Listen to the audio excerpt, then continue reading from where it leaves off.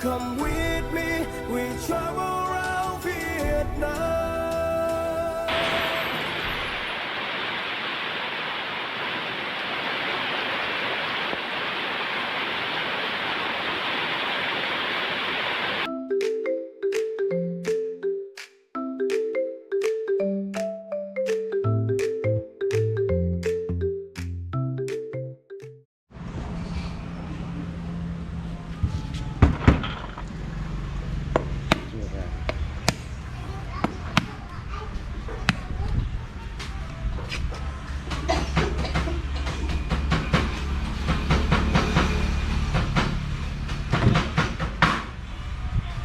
Đấy, wow. Đây, cái nước này, Đấy. Đó. Trông.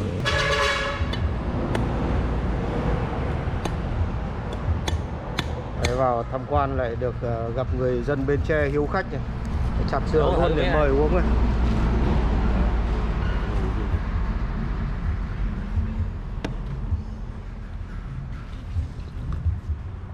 Cái này ngọt quá. Tuyệt vời.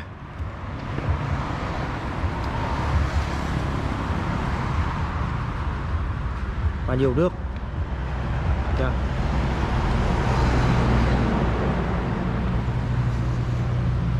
Chứ mấy cái dừa khô này uống đâu có, tại vì nó xanh à. Dừa khô nó uống nước ngắt. Thì ví dụ các cái quả này mà chuyển ra Hà Nội là xe là Cũng như em không có vận chuyển, cũng như ở đây thường đi Hà Nội là cũng như cái xe lớn, cái xe khoảng chừng 10 mấy 20 tấn hay là công nó chạy về ngoài.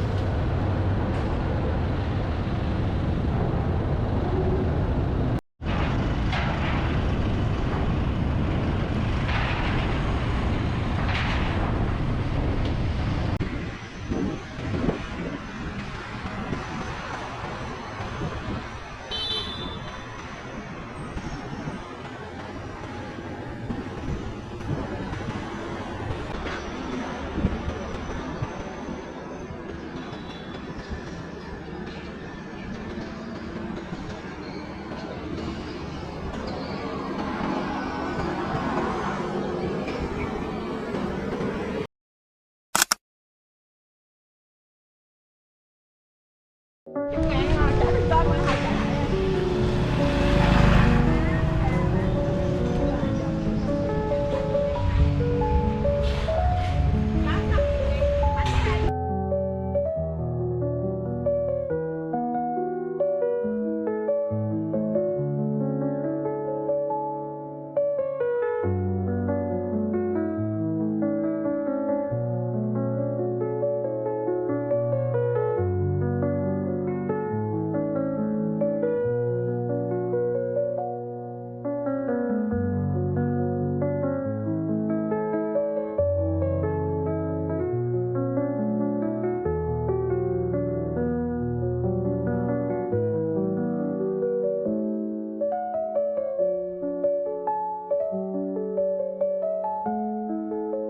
Anh bên đâu chỉ anh mới hàng á anh